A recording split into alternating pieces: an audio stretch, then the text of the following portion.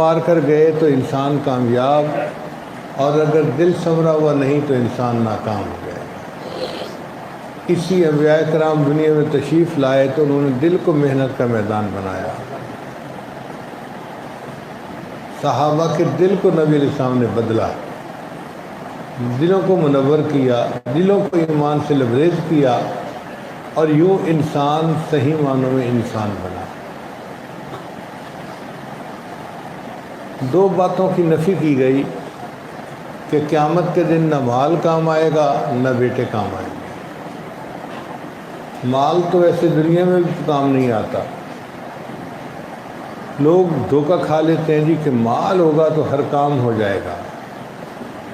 دنیا بھی مال سے ہر کام نہیں ہوتا۔ آپ غور کیجئے، مال سے آپ کتاب تو خرید سکتے ہیں، علم کو تو نہیں خرید سکتے۔ مال سے آپ اینک تو خرید سکتے ہیں، بینائی کو تو نہیں خرید سکتے۔ مال سے آپ اچھے کپڑے تو خرید سکتے ہیں، خوبصورتی کو تو نہیں خرید سکتے۔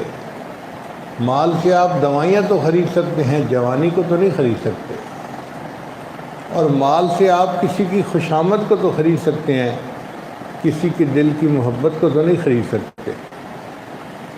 تو دنیا میں بھی مال سے ہر کام نہیں ہوتا، اور قیامت کے دن تو مال بالکل کام نہیں آئے گا۔ اللہ تعالیٰ فرماتے ہیں یوم لا ینفع مال، قیامت کے دن مال کوئی فائدہ نہیں دے گا، نہ بیٹے کام آئیں گے۔ دنیا میں انسان کے 3-4 بیٹے ہوں، کوئی فوج میں ہے، کوئی کمشنر بنا ہوا ہے، کوئی تاجر ہے، کوئی ڈاکٹر ہے، تو باپ کو بڑی تسلی ہوتی ہے دل میں، کوئی مصیبت پڑی، مشکل پڑی، میرے بیٹے میرے کام آئیں گے۔ مگر قیامت کے دن تو کوئی کسی کے کام نہیں آئے گا۔ تو سوال پیدا ہوتا ہے کہ پھر کیا چیز کام آئے گی؟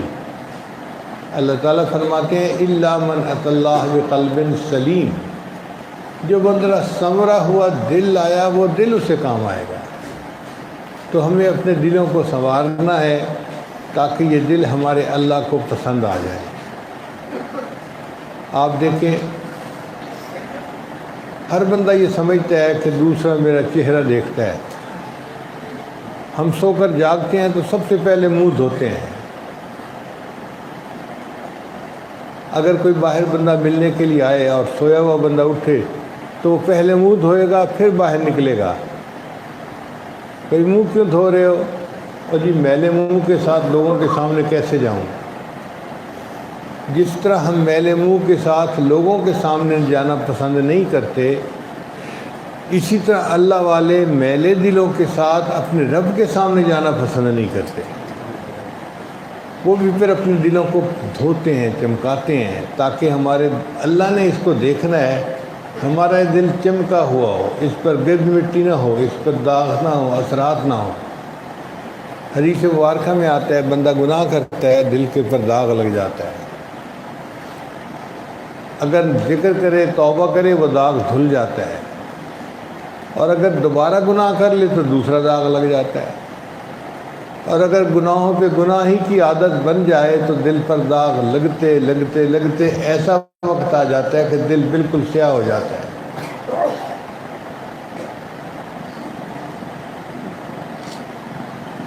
اب اس دل کو سنوارنے کی ہم کوشش کریں گے تو تب ہمیں سمجھ لگے گی کہ دل کو سنوارنا کتنا مشکل کام ہے۔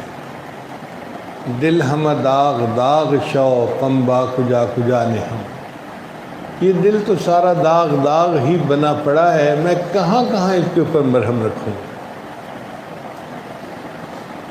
دل کو بگاڑنا آسان اور دل کو سنوارنا مشکل کام۔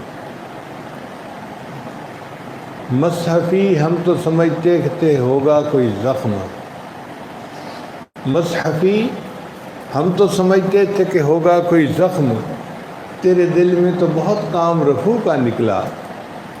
یہ تو بندہ جب دل سنوارنے کی محنت کرتا ہے تو سمجھ لگتی ہے کہ میں نے کتنی اس پر جو ہے محنت کرنی ہے۔ زندگی لگ جائے اور دل سنور جائے تو بھی کام بن جائے گا۔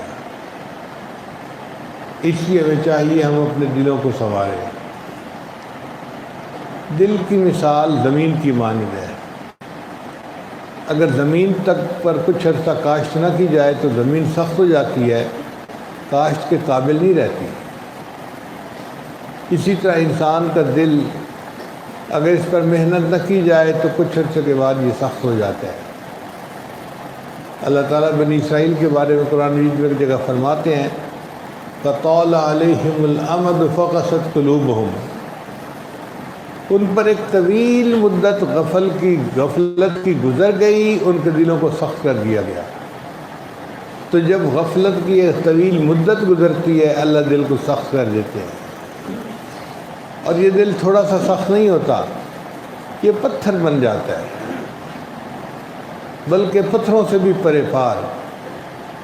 اللہ فرماتے ہیں ثم قست قلوبکم من بعد ذلک فہی کالحجارہ او اشد قسوہ، تمہارے دل پتھروں کی طرح سخت ہو گئے بلکہ اس سے بھی زیادہ سخت ہو گئے، اس لیے کہ پتھروں سے تو پانی نکل آتا ہے۔ پتھر تو اللہ کے ڈر سے کانپ اٹھتے ہیں۔ اے انسان، جب تیرا دل سخت ہوتا ہے یہ اللہ کے ڈر سے نہیں کانپتا، یہ پتھروں سے بھی پرے پار ہو جاتا ہے۔ چنانچہ کچھ لوگوں کے سینوں میں دل ہوتا ہے اور کچھ لوگوں کے سینوں میں سل ہوتی ہے، دل نہیں ہوتا، پتھر ہوتا ہے۔ اب اس پتھر کو نرم کیا جائے اور دل بنایا جائے، اس کے لیے محنت کی ضرورت ہے۔ دل کے زخم کیسے ٹھیک ہوں گے؟ نبی علیہ السلام نے راستہ بتا دیا، فرمایا ذکر اللہ شفاء القلوب، اللہ کا ذکر دلوں کی بیماریوں کے لیے شفا ہے۔ تو جو بندہ ذکر کی کثرت کرتا ہے دل کی بیماریاں ٹھیک ہو جاتی ہیں اور دل اس کا صحت مند ہو جاتا ہے۔ ہمارا دل اس وقت قلب سقیم ہے، بیمار دل ہے۔ اللہ نے فرمایا نا فی قلوبہم مرض فزادہم اللہ مرضا۔ اب کوئی بندہ کہے جی کہ دل کیوں بیمار ہے؟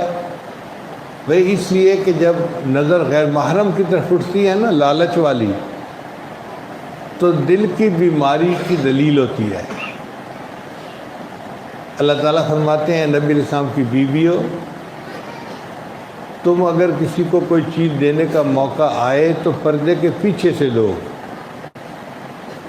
فَيَطْمَعَ الَّذِي فِي قَلْبِهِ مَرَضٌ، ایسا نہ ہو کہ طمع کرے وہ بندہ جس کے دل میں مرض ہے۔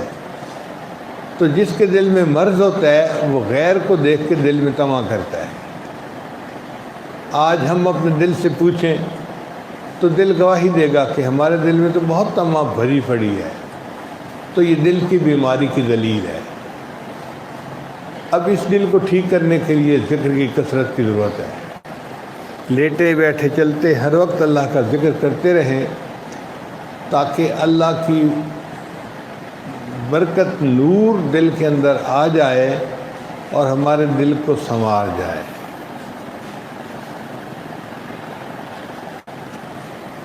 اللہ تعالیٰ ارشاد فرماتے ہیں کلا بل ران علی قلوبہم ما کانوا یکسبون، کیوں نہیں ان کی بدعمالیوں کی وجہ سے ان کے دل پہ زنگ لگا دیا گیا۔ علماء موجود ہیں، دو کیفیتیں ہوتی ہیں، ایک ہوتی ہے رین اور ایک ہوتا ہے غین۔ رین کہتے ہیں زنگ کو، یہ ہمارے دلوں پہ لگتا ہے ہمارے گناہوں کی وجہ سے، اور ایک ہوتا ہے غین، یہ غین کی کیفیت اللہ والوں کے دلوں پہ بھی آ جاتی ہے۔ چنانچہ نبی علیہ السلام نے ارشاد فرمایا اِنَّهُ لَيُغَانُ عَلَىٰ قَلْبِي، میرے دل پر بھی غین کی کیفیت آ جاتی ہے۔ یہ غین کیا ہوتا ہے؟ آپ یوں سمجھ لیں کہ ایک خامند کو ایک بیوی کو اپنے خامند سے بہت محبت ہوتی ہے، لیکن جب بیٹا ہو جاتا ہے نا تو پھر کئی مرتبہ بیٹے کے کاموں میں مصروف ہو کر بیوی کی توجہ خامند کی طرف ایسے نہیں رہتی جیسے پیسے تھی۔ وہ کوئی غفلت نہیں ہوتی، مگر بیٹے کی محبت غالب آ جاتی ہے، وہ ماں کو اتنا مشغول کر لیتی ہے تو خامند شکوہ کرتا ہے اب تو تم میرا خیال ہی نہیں کرتی۔ تو یہ جو بیٹے کی محبت کا غالب آ جانا ہے خامند کی محبت پر، اس کو غین کہتے ہیں۔ تو نبی علیہ السلام کے دل پر بھی کئی مرتبہ امت کی محبت ایسے غالب آ جاتی تھی کہ اس کو نبی علیہ السلام نے فرمایا کہ میرے دل پر کیفیت آ جاتی ہے اور اس کے لیے بھی میں 70 مرتبہ روزانہ استغفار کرتا ہوں۔ لیکن ہم عام لوگ ہیں، ہمارے دلوں پر رین کی کیفیت ہوتی ہے، زنگ آ جاتا ہے، اور یہ زنگ گناہوں کی وجہ سے ہوتا ہے۔ اللہ تعالیٰ ہمارے دلوں کو زنگ سے محفوظ فرمائے۔ آپ جانتے ہیں کہ مشین کا پرزہ کتنا ہی زنگ آلود کیوں نہ ہو، اگر اس کو صاف کیا جائے تو وہ نیچے سے بالکل صاف چمکدار پھر نکل آتا ہے۔ تو یہ رین جو ہے یہ دل کے اندر نہیں جاتا، دل کے اندر داخل نہیں ہوتا، دل کے اوپر کی سطح پر ہوتا ہے۔ اس لیے جب لا الہ الا اللہ کا ذکر کرتے ہیں یا اللہ اللہ کا ذکر کرتے ہیں تو یہ ذکر اوپر سے زنگ کی تہ کو ہٹا دیتا ہے اور نیچے سے پھر چمکتا ہوا دل نکل آتا ہے۔ ہمیں اب اپنے دل کو چمکانے کی ضرورت ہے۔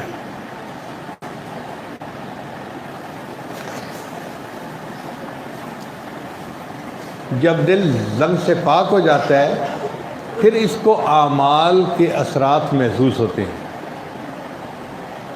جیسے بندہ نزلہ زکام کا مریض ہو نا تو اس کو خوشبو کا پتہ نہیں چلتا کہ یہ خوشبو عنبر ہے یا مشک ہے یا فلاں ہے، اس کو کیا پتہ؟ تو نزلہ زکام کا مریض بیچارے کا ناک بند ہے، وہ کیا سوچے گا؟ اسی طرح چونکہ دل کے اوپر زنگ لگا ہوتا ہے ہمیں اعمال کے مزے کا پتہ نہیں چلتا، نہ ہمیں قرآن مجید کی تلاوت کا مزہ آتا ہے، نہ نماز کا مزہ آتا ہے، نہ اللہ کے ذکر کا مزہ آتا ہے۔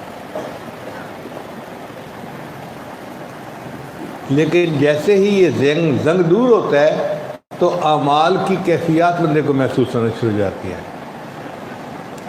پھر قرآن مجید پڑھنے کا بھی مزہ آتا ہے۔ ایسا مزہ آتا ہے کہ بندے کو باقی مزے ہی بھول جاتے ہیں۔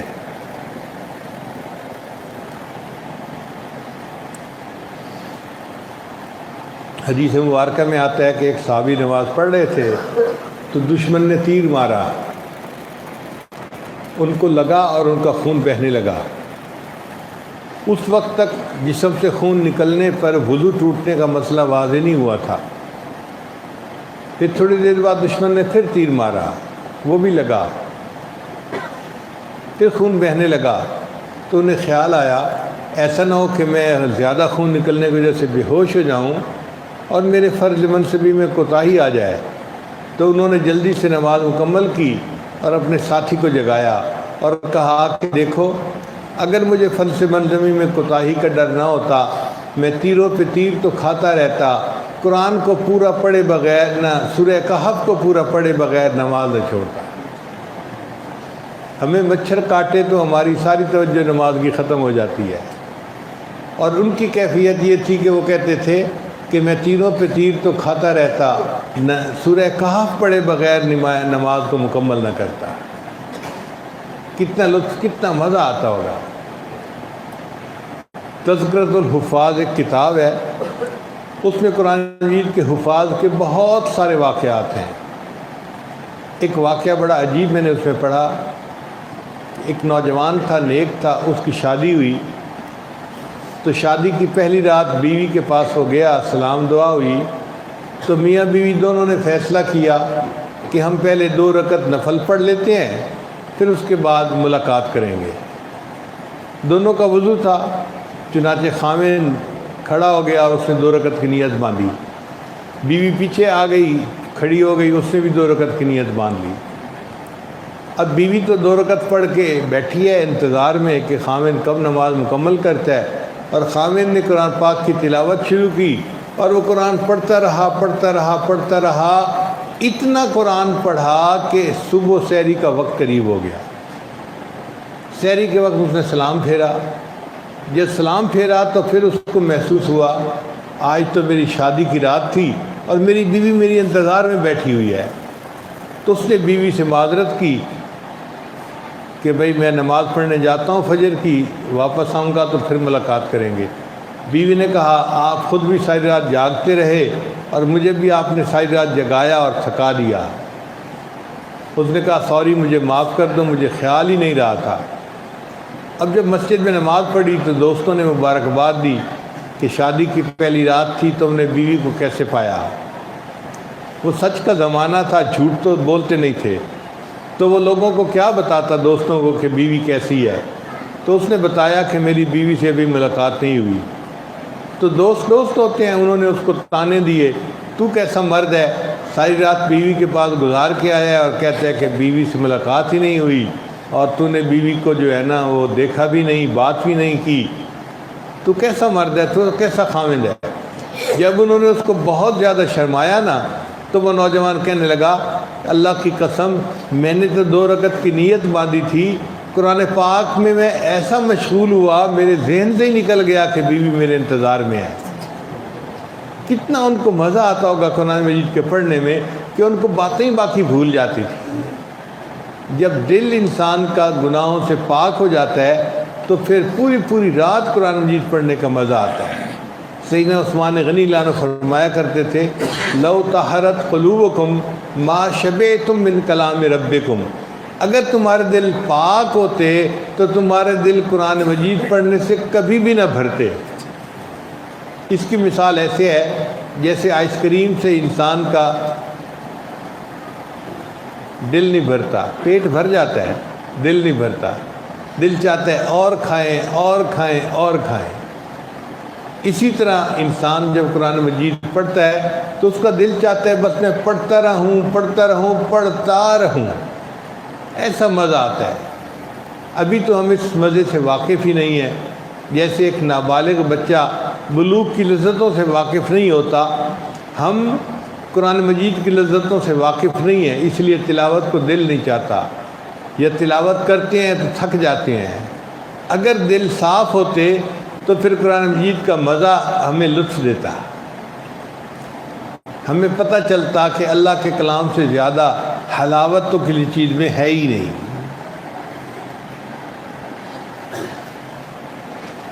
دل مردہ دل نہیں ہے اسے زندہ کر دوبارہ، دل مردہ دل نہیں ہے اسے زندہ کر دوبارہ، کہ یہی ہے امتوں کے مرضے کو ہن کا چارہ۔ امتوں کے پرانے مرض کا علاج یہی ہے کہ دلوں کو زندہ کیا جائے۔ آج ہمارے دل سوئے ہوئے ہیں، بلکہ سچ کہوں کہ ہمارے دل موئے ہوئے۔ ایک شخص حسن بصری رحمۃ اللہ کے پاس آیا، حضرت ہمارے دل سو گئے۔ انہوں نے پوچھا کیسے؟ حضرت آپ درس قرآن دیتے ہیں، ہمارے دلوں پہ اس کا کوئی اثر نہیں ہوتا، تو مجھے لگتا ہے کہ ہمارے دل سو گئے۔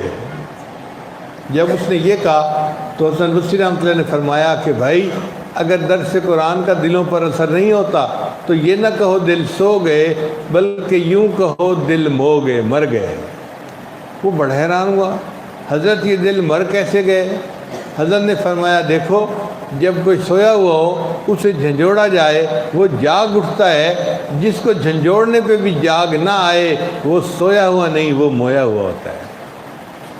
تو تمہیں قرآن پڑھ کر جو ہے متوجہ کیا جائے اور تمہارے دل نہ جاگیں تو اس کا مطلب ہے یہ دل سوئے ہوئے نہیں، یہ دل موئے ہوئے۔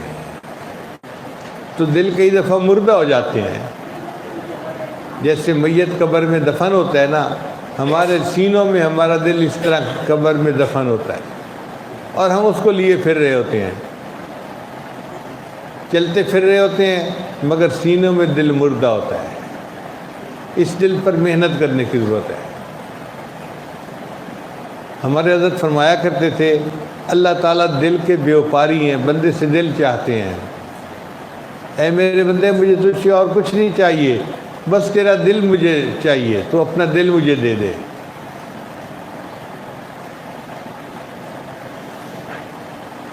اس لیے بزرگوں نے کہا کہ دل بدستاور کے حج اکبر است، دل بدستاور کے حج اکبر است، وز ہزاراں کعبہ یک دل بہتر است، کعبہ بنیاد خلیل آذر است، دل گزرگاہ جلیل اکبر است۔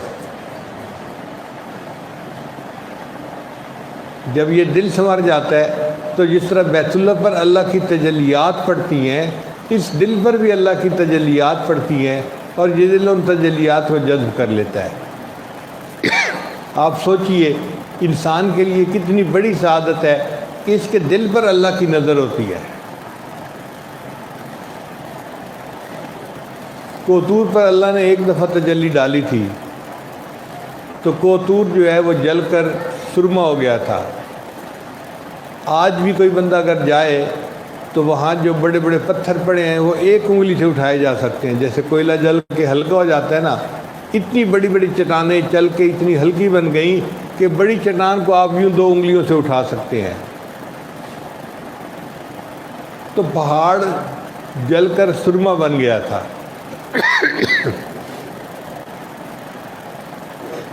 اس لیے کہ اس کے اندر استطاعت ہی نہیں تھی اللہ تعالیٰ کی تجلی کو برداشت کرنے کی۔ آپ اندازہ لگائیے کہ پہاڑ پر ایک دفعہ تجلی پڑی تو وہ جل گیا تھا، انسان کے دل پر 70 دفعہ تجلی ایک دن میں پڑتی ہے اور دل اس تجلی کو برداشت کر جاتا ہے۔ یہ کوئی آسان کام نہیں ہے۔ یہ انسان کے دل کو ہی اللہ نے کمال دیا ہے۔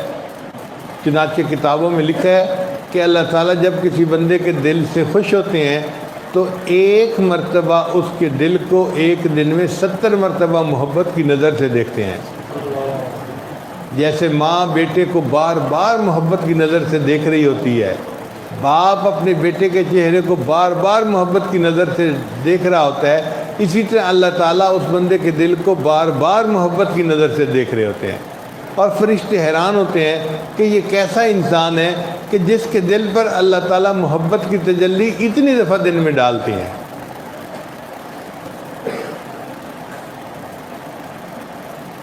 کوتور سے کسی نے سوال کیا تھا کہ اللہ تعالیٰ کی تجلی پڑی تو ریزہ ریزہ کیوں ہو گیا؟ کوتور نے جواب دیا کہ میری قسمت جاگی، میرے اوپر اللہ کی تجلی خاص پڑ رہی تھی، تو میں نے سوچا کہ اگر میں اسی حال میں رہا جس حال میں اب ہوں تو میرے اوپر کی سطح پر تجلی ٹکرا کے واپس چلی جائے گی، جیسے روشنی ٹکرا کے کسی چیز سے واپس آ جاتی ہے۔ تو میں نے کہا کہ میں کیوں نہ جل کے ریزہ ریزہ ہو جاؤں کہ میرے ہر ذرے کو اس تجلی کو جذب کرنے کا موقع نصیب ہو جائے، اس لیے میں ٹوٹ گیا تھا۔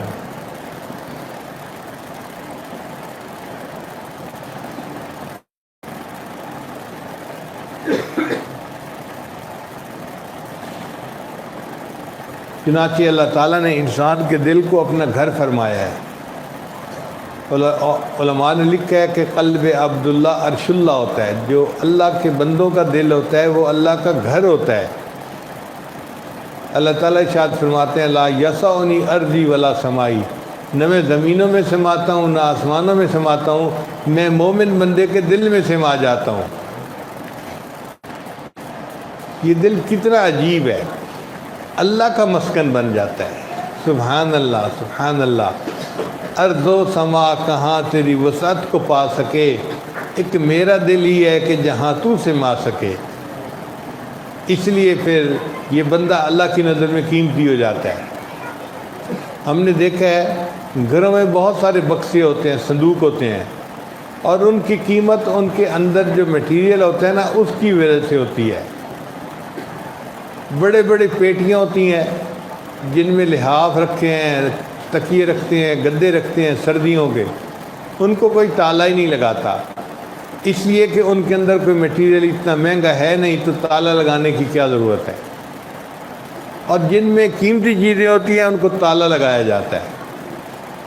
چنانچہ ایک چھوٹا سا بکسہ ہوتا ہے، اس کو جیولری باکس عورتیں کہتی ہیں، اس کے اندر سونے ڈائمنڈ کی چیزیں رکھی جاتی ہیں، اس کو تالا مارتی ہیں، پھر اس کو جس باکس میں رکھتی ہیں اس کو بھی تالا، پھر وہ باکس جس کمرے میں ہوتا ہے اس کو بھی تالا، پھر گھر کو بھی تالا۔ چنانچہ عورت کہیں باہر سے گھر آئے تو سب سے پہلے وہ اپنا کمرہ کھول کے اس میں وہ باکس کھول کے اور جیولری باکس کھول کے دیکھتی ہیں کہ زیور تو ٹھیک ٹھاک ہے نا، یعنی وہ چھوٹا سا جیولری باکس مگر قیمت اتنی ہوتی ہے کہ پہلے آ کے اس کی تسلی کرتی ہیں۔ اور اگر کوئی کہے جی گھر کو آگ لگ گئی بھاگو یہاں سے، تو وہ جیولری باکس کو جاتے ہوئے ضرور اپنے ساتھ لے جائیں گی۔ تو بکسے کی قیمت اس کے اندر کے میٹیریل پر ہوتے ہیں۔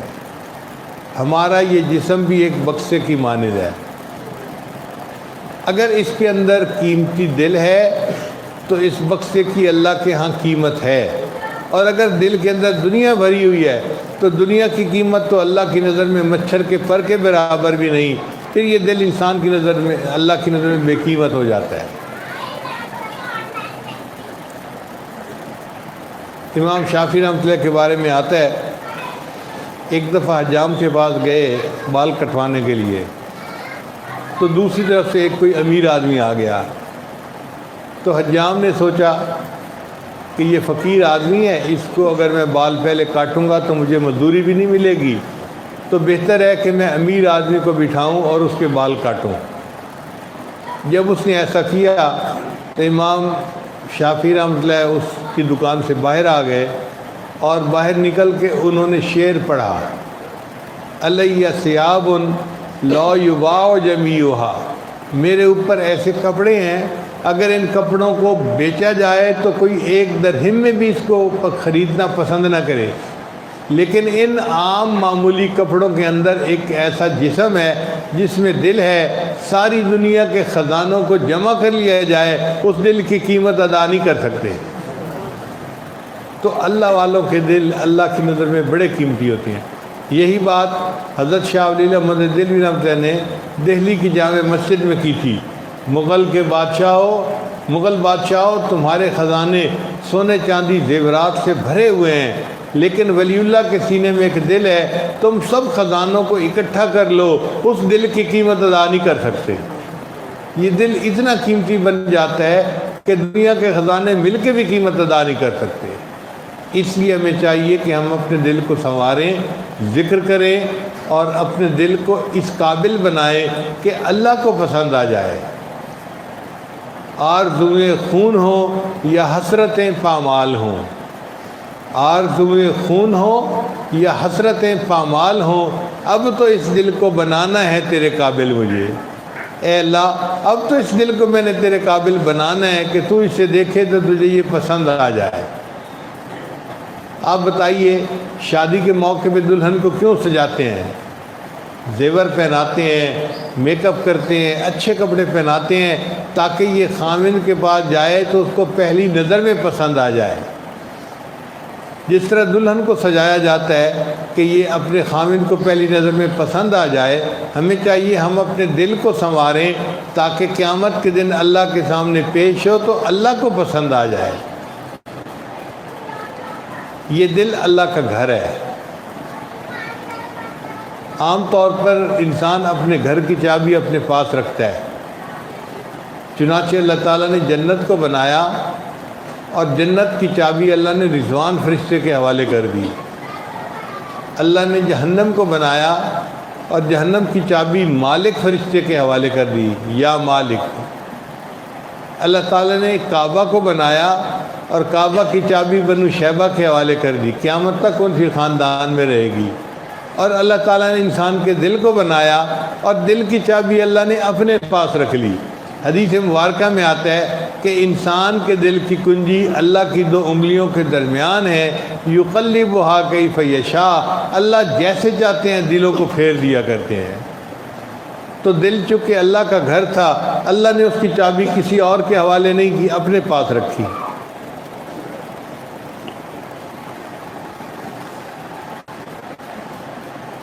اللہ تعالیٰ قرآن مجید میں فرماتے ہیں، ان اللہ اشتری من المؤمنین انفسهم واموالهم بان لهم الجنہ، اللہ نے ایمان والوں سے ان کی جانوں کو اور مال کو جنت کے بدلے میں خرید لیا ہے۔ اس آیت میں مفسرین نے عجیب نکتے لکھے ہیں۔ ایک نکتہ تو مفسرین نے یہ لکھا ہے کہ اللہ نے یہ نہیں فرمایا کہ میں نے مومن کے جان اور مال کے بدلے جنت کو بیچ دیا ہے، اس لیے کہ انسان کسی چیز کو بیچتا ہے دو وجہ سے، یا تو حاجت مند ہوتا ہے تو چیز بیچ دیتا ہے، وہ جی قسط ادا کرنی ہے اور لینے والے تنگ کر رہے ہیں، تو مکان بیچ دو اور قسط ادا کر دو، گاڑی بیچ دو، قسط ادا کر دو۔ لوگ دکان بیچ دیتے ہیں، اپنی قسطیں ادا کر دیتے ہیں، یا پھر ان کو زیادہ فائدے کی توقع ہوتی ہے۔ مثلاً پلاٹ خریدا تھا 25 لاکھ کا، اب قیمت لگ گئی 1 کروڑ روپیہ، اچھا بھائی پلاٹ بیچ دیتے ہیں۔ تو یہ زیادہ فائدے کی توقع ہوتی ہے یا حاجت ہوتی ہے، تب بندہ اپنی چیز کو بیچتا ہے۔ اور یہ دونوں چیزیں اللہ کی شان میں ممکن نہیں۔ نہ اللہ تعالیٰ کو کوئی حاجت ہے کہ وہ جنت کو بیچے، نہ اللہ کو کسی فائدے کی توقع ہے کہ زیادہ فائدہ مل جائے گا وہ اپنی چیز کو بیچے۔ تو اللہ نے یہ بات ہی نہیں کی کہ میں نے جنت کو بیچا۔ اللہ نے فرمایا نہیں، میں نے جنت کے بدلے مومن کے جان اور مال کو خرید لیا ہے۔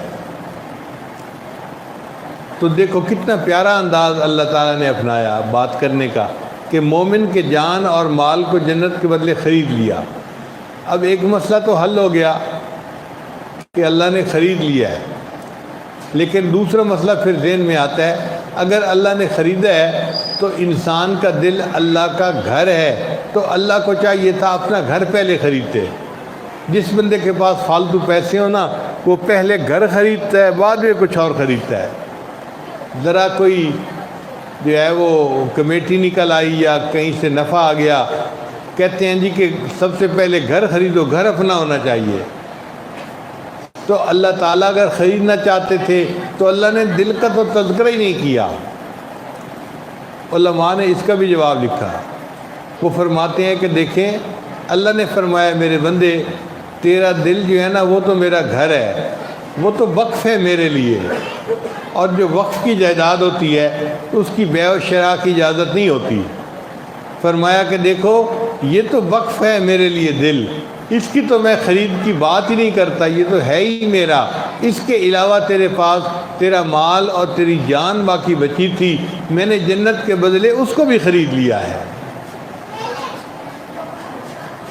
تو اللہ تعالیٰ کا یہ گھر ہے، ہمیں چاہیے ہم اللہ کے گھر کو صاف رکھیں۔ ہم مسجد کو کیوں صاف رکھتے ہیں؟ جی اللہ کا گھر ہے، نجاست نہیں پھیلاتے مسجد میں۔ تو بھئی دل بھی اللہ کا گھر ہے، اس کو بھی صاف رکھنے کی ضرورت ہے۔ جب ہم گناہ کرتے ہیں یا زبان سے جھوٹ بولتے ہیں یا آنکھ سے غلط دیکھتے ہیں تو دل پر گناہ کے اثرات ہوتے ہیں، ہم گویا اس اللہ کے گھر کے اندر نجاست داخل کر لیتے ہیں۔ اللہ تعالیٰ ہمیں محفوظ فرمائے اور اللہ تعالیٰ ہمیں اپنے دلوں کو صاف کرنے کی توفیق عطا فرمائے۔ یہاں پر طالب علم کے ذہن میں ایک سوال پیدا ہوتا ہے کہ جب دل اللہ کا گھر ہے تو پھر اللہ اس کو خود ہی صاف کر لیں، ہمیں کیوں حکم دیا ہے صاف کرنے کا؟ اللہ کا گھر ہے، اللہ صاف رکھے اس کو۔ علماء نے جواب دیا کہ جب کوئی مکان کسی کو کرائے پہ دیا جاتا ہے نا، تو مکان کو صاف رکھنا مالک کی ذمہ داری نہیں ہوتی، کرایہ دار کی ذمہ داری ہوتی ہے۔ اللہ نے بھی اس دنیا میں یہ دل ہمارے اختیار میں دیا، فرمایا میرے بندو گھر میرا ہے لیکن اس کو صاف رکھنا تمہاری ذمہ داری ہے، تم اس کو صاف کرو۔ اب ہم اللہ کے دل اس گھر کو کیسے صاف کریں؟ اس کے لیے ہمیں اللہ کا ذکر کثرت سے کرنا پڑے گا اور لا الہ الا اللہ کا ذکر کرنا پڑے گا، یہ دل صاف ہو جائے گا۔ آپ غور کریں، ہر عورت دن میں 1 سے 2 گھنٹے لگاتی ہے اور اپنے گھر کو بالکل چمکا دیتی ہے، صاف کرتی ہے۔ کبھی ویکیوم کر رہی ہے، کبھی ڈسٹنگ کر رہی ہے، اور کبھی فرنیچر صاف کر رہی ہے، کبھی شیشے صاف کر رہی ہے، ہر چیز کو اچھی طرح چمکا دیتی ہے۔ کوئی بندہ پوچھے بھئی آپ روزانہ 2 گھنٹے کیوں پسینہ بہاتی ہیں، کیوں اتنا جو ہے نا کام کرتی ہیں؟ وہ کہے گی اگر گھر صاف نہیں ہوگا تو میرا خاوند مجھ سے ناراض ہو جائے گا۔ جس طرح گھر صاف نہیں ہوتا خاوند ناراض ہو جاتا ہے، اسی طرح جب بندہ اپنے دل کو صاف نہیں کرتا تو اللہ تعالیٰ ناراض ہو جاتے ہیں۔ اللہ تعالیٰ بھی فرماتے ہیں میرے بندے تم نے میرے دل کو کیوں نہیں صاف کیا، تم اس گھر کو صاف رکھو تاکہ یہ میرا گھر صاف پاک رہے۔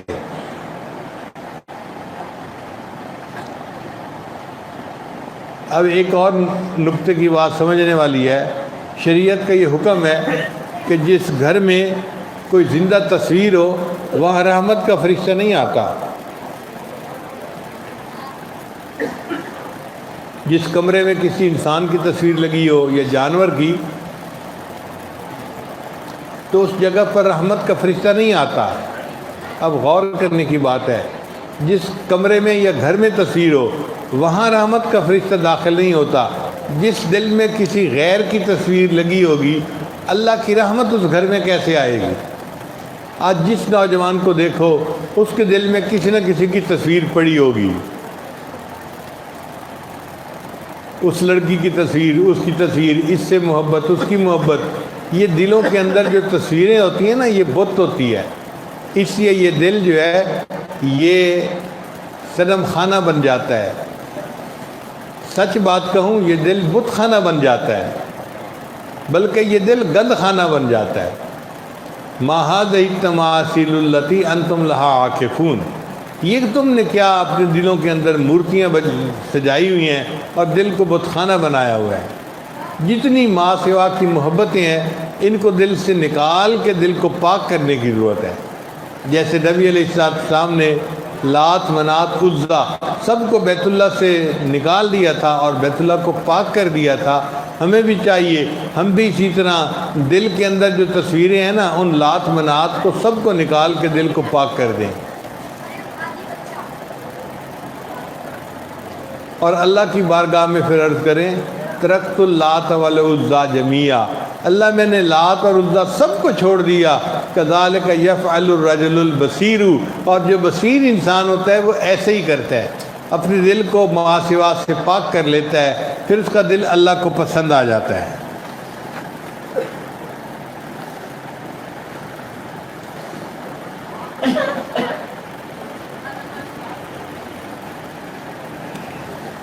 گھر کی قیمت ہوتی ہے، چھوٹا گھر ہو تو چھوٹی قیمت اور بڑا گھر ہو تو بڑی قیمت۔ یہ دل اللہ کا گھر ہے تو اللہ کے گھر کی کیا قیمت ہے؟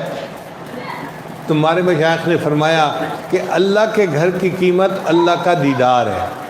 جو بندہ اپنے دل کو صاف کر لے گا اور اس کا دل اللہ کو پسند آ گیا، اس کے بدلے میں اللہ اس بندے کو قیامت کے دن اپنا دیدار عطا فرمائیں گے۔ یہ کتنی خوش نصیبی ہے کہ دل کو صاف کرنے پر انسان کو اللہ رب العزت کا دیدار نصیب ہوگا۔ وہ کتنے خوش نصیب لوگ ہوں گے۔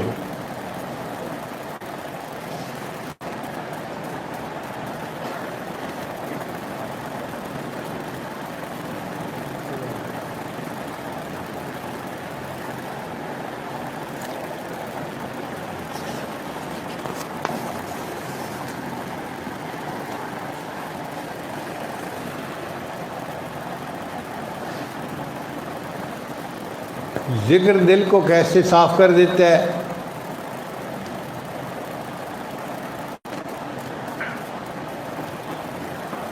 ذرا غور سے سنیے۔ ایک ہوتا ہے رسٹ کلینر، پیٹرول کی طرح کا ہوتا ہے، اس کو آپ لگائیں نا تو پرزے کے اوپر جو زنگ ہوتا ہے نا وہ آٹومیٹکلی صاف ہو جاتا ہے۔ اس ذکر کو بھی اللہ نے رسٹ کلینر کی طرح بنایا ہے۔ جب ہم ذکر کرتے ہیں تو اس کے اثرات دل پر پڑتے ہیں اور دل کا زنگ، دل کی میل کچیل سب دور ہو جاتی ہے اور صاف شفاف دل دوبارہ نکل آتا ہے۔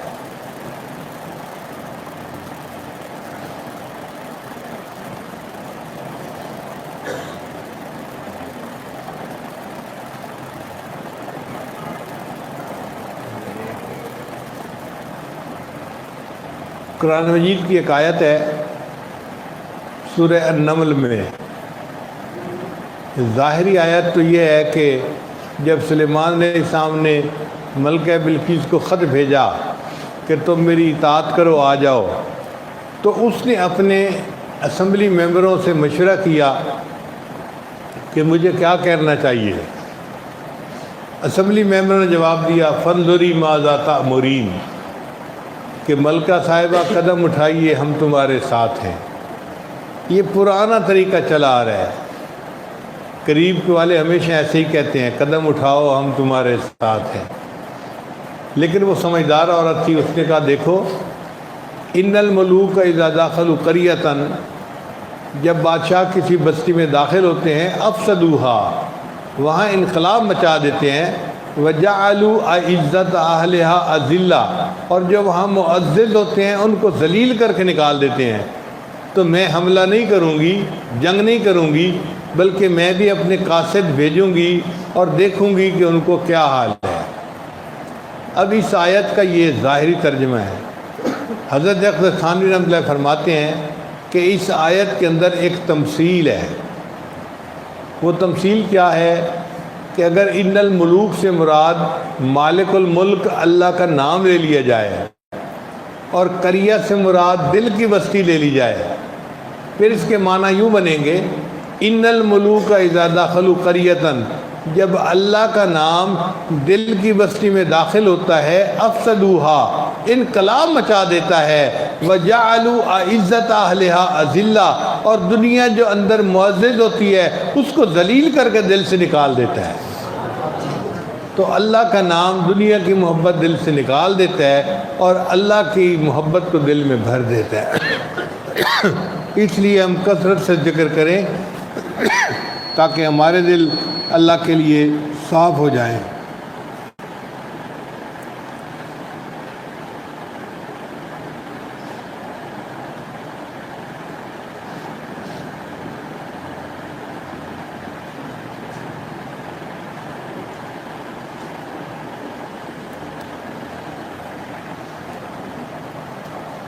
جب دل ذاکر ہوتا ہے تو پھر یہ دل غافل نہیں ہوتا، ہر وقت ذکر کرتا رہتا ہے. چنانچہ نبی اسلام نے ارشاد فرمایا تنام عینای ولا ینام قلبی، میری آنکھیں سو جاتی ہیں میرا دل نہیں سوتا. یعنی دل جو ہوتا ہے وہ نیند کی حالت میں بھی اللہ کا ذکر کرتا رہتا ہے. آپ سوچئے یہ کتنی بڑی سعادت ہے کہ ہم جاگے ہوئے ہوں تو بھی دل ذکر کر رہا ہو، اور ہم سوئے ہوئے ہیں تو بھی ہمارا دل اللہ کا ذکر کر رہا ہو. دل ایسا بیدار ہو جائے کہ ہر وقت اللہ کی یاد میں لگا رہے.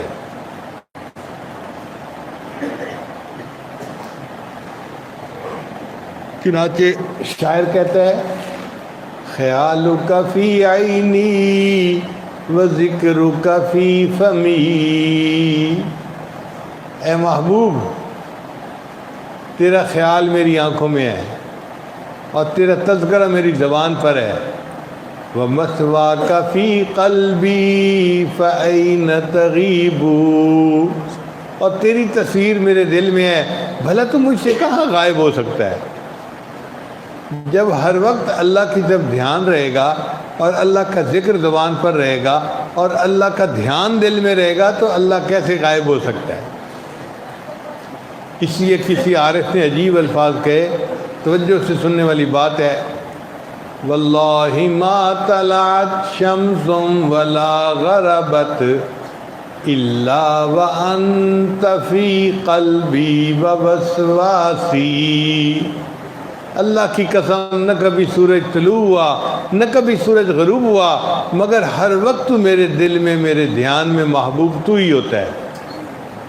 واللہ ما طلعت شمس ولا غربت الا وانت فی قلبی ووسواسی، ولا جلست الى قوم احدثهم الا وانت حدیثی بین جلاسی، اور اللہ کی قسم میں کبھی اپنے دوستوں کی محفل میں نہیں بیٹھا مگر میری زبان پر تذکرے تو ہے محبوب تیرے ہی ہوا کرتے ہیں.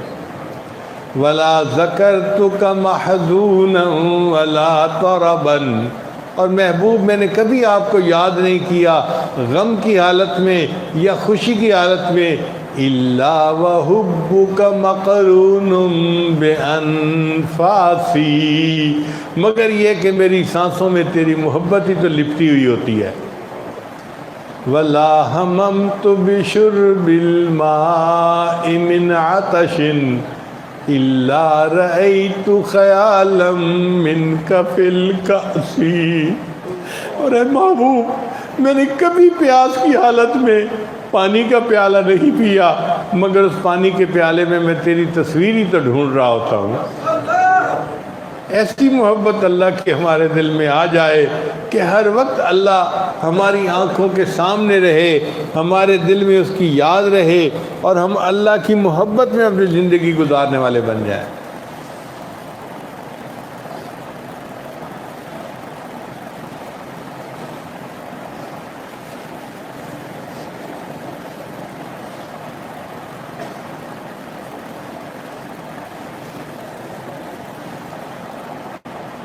بے دل کے کچھ اشعار ہیں، میں سنا کے بات مکمل کرتا ہوں۔ بے خود کیے دیتے ہیں انداز حجاب آنا، بے خود کیے دیتے ہیں انداز حجاب آنا، آ دل میں تجھے رکھ لوں اے جلوہ جان آنا۔ اے محبوب کا جلوہ تجھے میں اپنے دل میں رکھ لوں۔ بے خود کیے دیتے ہیں انداز حجاب آنا، آ دل میں تجھے رکھ لوں اے جلوہ جان آنا۔ اے شان کریم آنا اتنا تو کرم کرنا،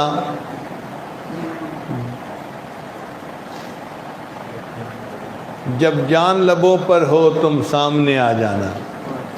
اے محبوب میرے اوپر اتنا تو کرم کرنا کہ جب دنیا سے جانے کا وقت آئے اور جان میرے لبوں پر ہو تو اس وقت آپ مجھے اپنے چہرے کا دیدار کروا دینا۔ کیوں آنکھ ملائی تھی، کیوں آگ لگائی تھی۔ بندہ جب اللہ سے محبت کرتا ہے نا تو اس میں پہلی ابتدا اللہ سے ہوتی ہے۔ یحبہم ویحبونہ، قرآن مجید کی آیت ہے۔ اللہ نے ان سے محبت کی، انہوں نے اللہ سے محبت کی، تو ابتدا اللہ کی طرف سے ہوتی ہے۔ تو شاعر کہتا ہے کیوں آنکھ ملائی تھی، کیوں آگ لگائی تھی، اب رخ کو چھپا بیٹھے کر کے مجھے دیوانہ۔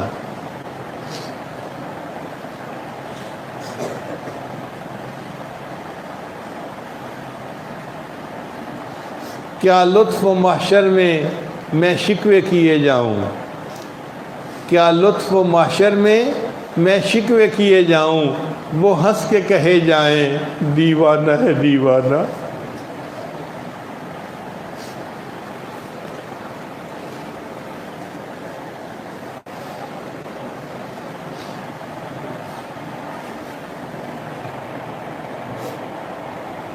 بے دم میری قسمت میں سجدے ہیں اسی در کے، بے دم میری قسمت میں سجدے ہیں اسی در کے، چھوٹا ہے نہ چھوٹے گا سنگے در جانانا۔ اللہ تعالی ہمارے دل کو بھی اپنی تجلی گاہ بنا دے اور ہمارے دل اللہ کو پسند آ جائیں اور قیامت کے دن ہم اللہ کے سامنے سرخرو ہو جائیں۔ وآخر دعوانا ان الحمد للہ رب العالمین۔